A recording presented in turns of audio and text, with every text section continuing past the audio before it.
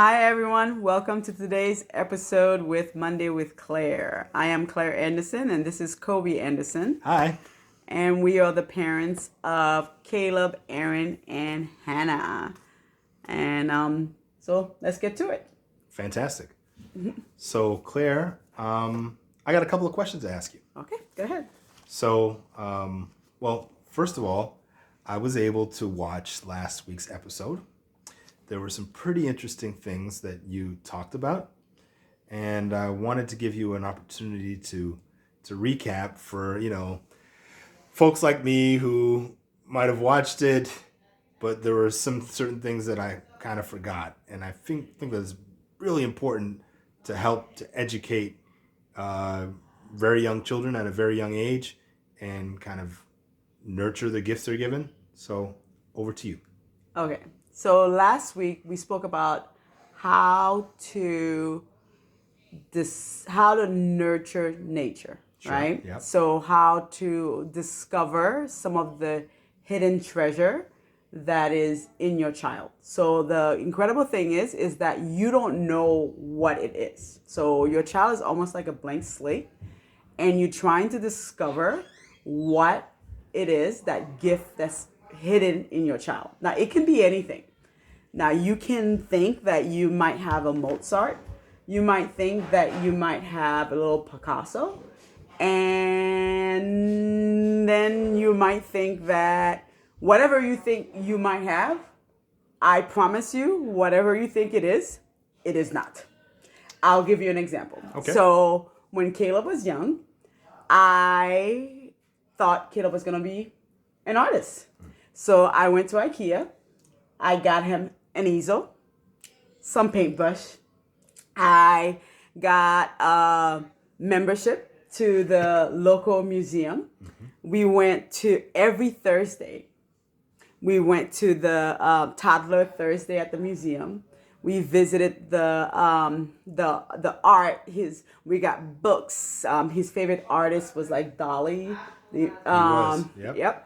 And I remember he was about 18 months old, and he was in this playroom and he was painting, right? And as he was painting, and I was just like complimenting him, I was like, "Oh my gosh, what such beautiful painting! Oh my gosh, when you grow up, you're gonna be such a beautiful artist." And he looked at me, threw his paintbrush on the floor. He's like, "No, I'm gonna be an astronaut." And I was like, "What?" And then he just got angry. And I was like, "How are you gonna be an astronaut? Like, I don't know anything. How am I gonna help this boy be an astronaut?" Sure. And I was like, "Oh my gosh, he's gonna be a water boy." Remember the movie Waterboy? I do remember the movie Waterboy. Do you remember? Yes. Do you remember the scene when he was like, "Mama said"? Yes. And I was like, "Oh my gosh, he's gonna be like, Mama said."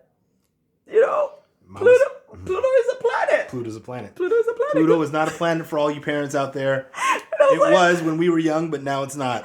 Because I was like, I don't know anything about, science and physics, and how am I gonna teach this boy? I'm like, not. And then I'm like, oh my gosh, I have to raise the child I have, not the child I want. I was a dancer in college. I had a dance scholarship. I'm like, if you wanted to be an artist, if you wanted to be an English major, if you wanted to be a lawyer, those things. I feel like I was equipped to help him with that.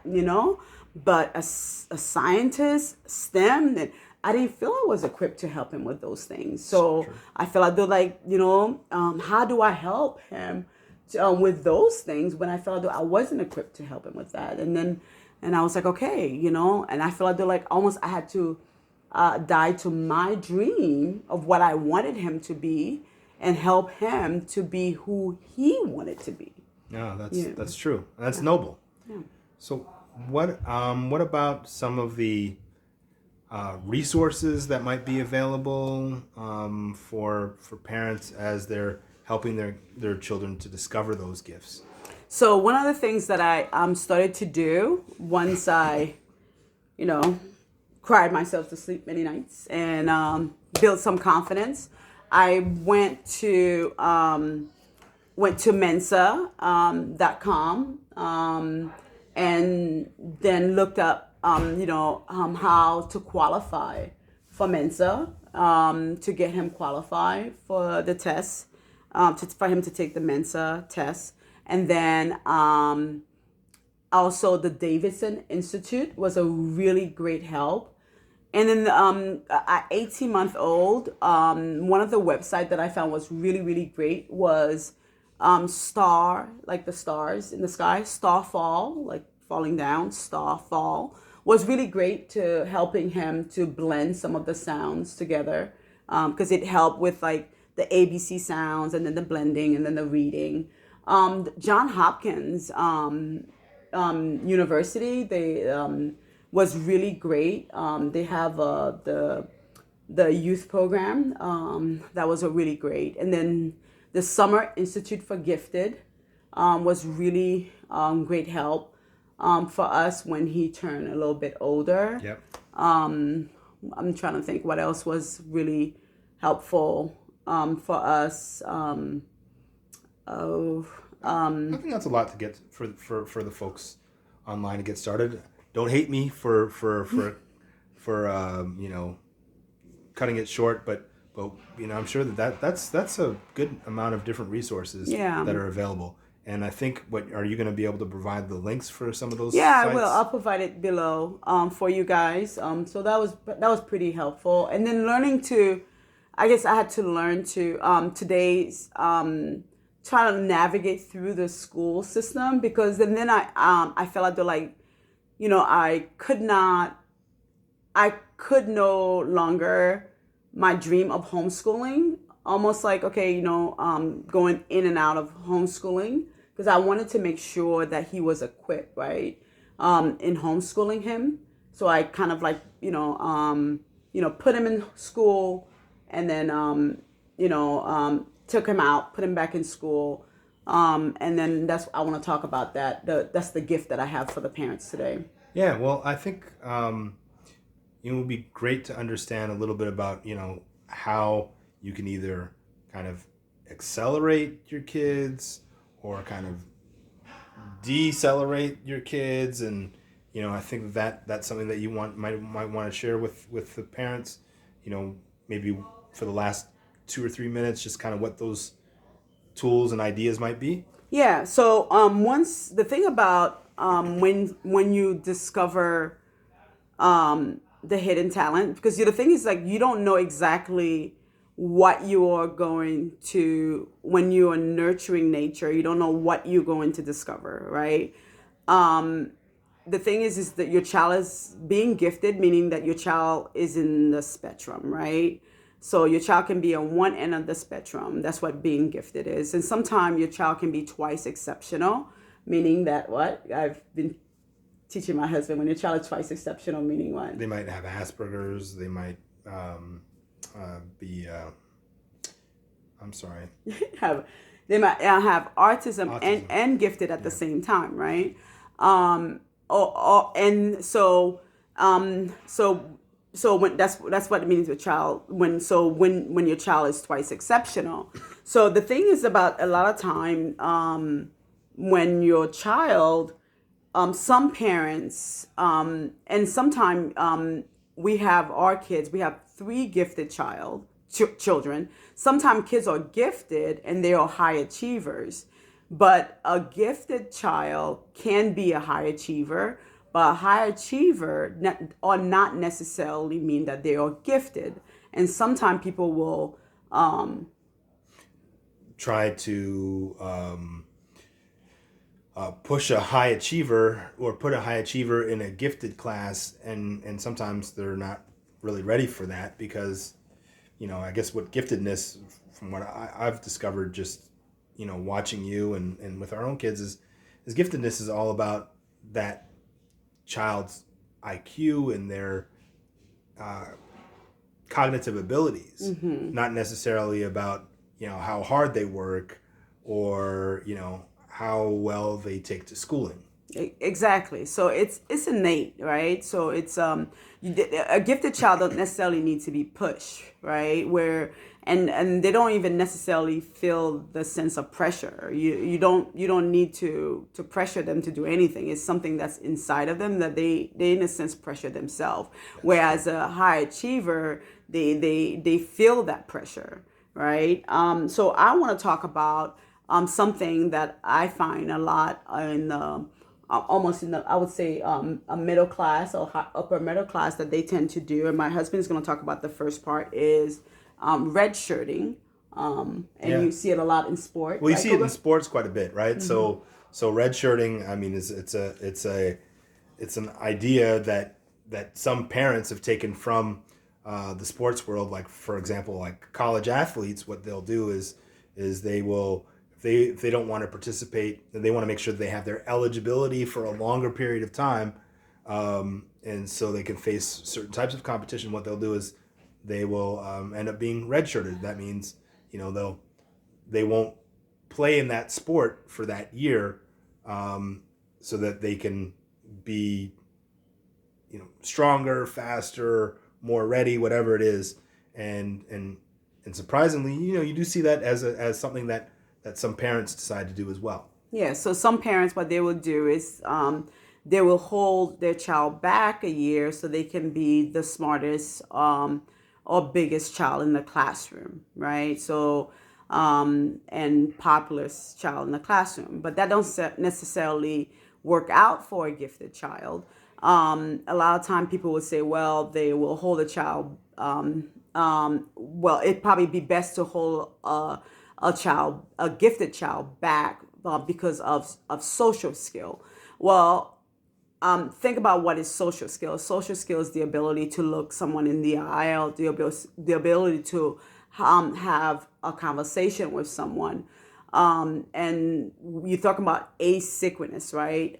So a lot of time, a gifted child will have the ability to they'll emotionally or asynchronous, meaning like they can be really high in one area, like math, but really low in another area, like reading, right? So they're not synchronized, right? And so a lot of time people would say emotionally they're really low, but intellectually they're really high, right? So they're not synchronized. So, for example, Caleb is in college, so people would say, well, socially he's a 12 or 13-year old, but intellectually he's in college, so he's not, in a sense, he's not synchronized.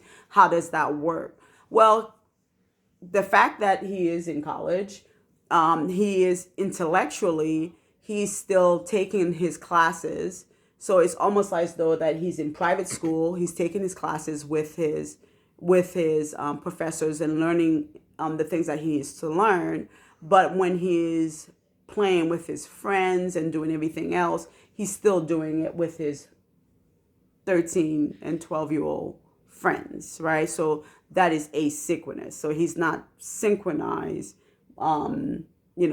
So you can still do that. The reason I said the red shirt, but you can do, like you can have a 4-year-old in a sense, with Caleb, what I did when he was younger, I would recommend a lot of time, if your child is 4 years old but is ready for kindergarten, I would put him in a private school, because a private school will allow your child to enter kindergarten if they are ready, and because of the fact that they do go by more intellectually, and to see if your child is not only intellectually ready but emotionally ready than they would at a public school. And then when the child reaches third grade, you can then transfer them to the public school. So I guess that would call a white shirt, I guess. There you go. Instead of a red shirt, if you wanted to do that. And you can also do the same thing when the child reaches high school.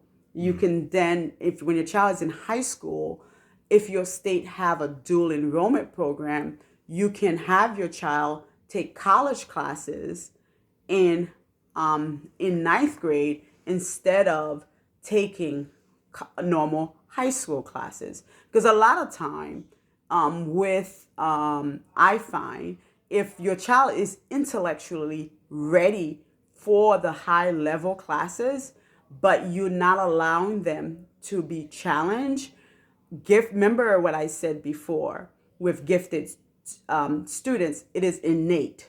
They are going to find a way to learn the information anyway. So whether or not they are learning it in their classroom or they're learning it in their own, they're gonna get burnt out if no one is teaching it to them. They're gonna go on their own and learn it. So to me, if they're going to learn it on their own, they might as well get something for it, a degree or something, before, if they get burnt out and they don't have anything to show for it. That is, to me, is what I believe Harvard did a study on it, and it's called gifted failure. It's basically being with a gifted child, learning and having all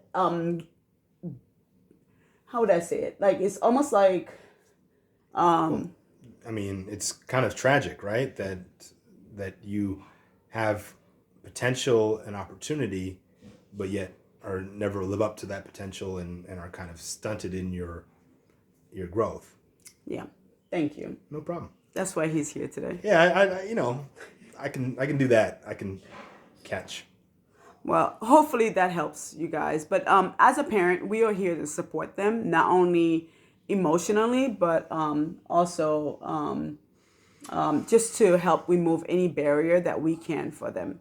All right, you guys. Love you guys, and I'll see you next week. Have a great Thanksgiving. Happy Bye. Thanksgiving. Bye-bye.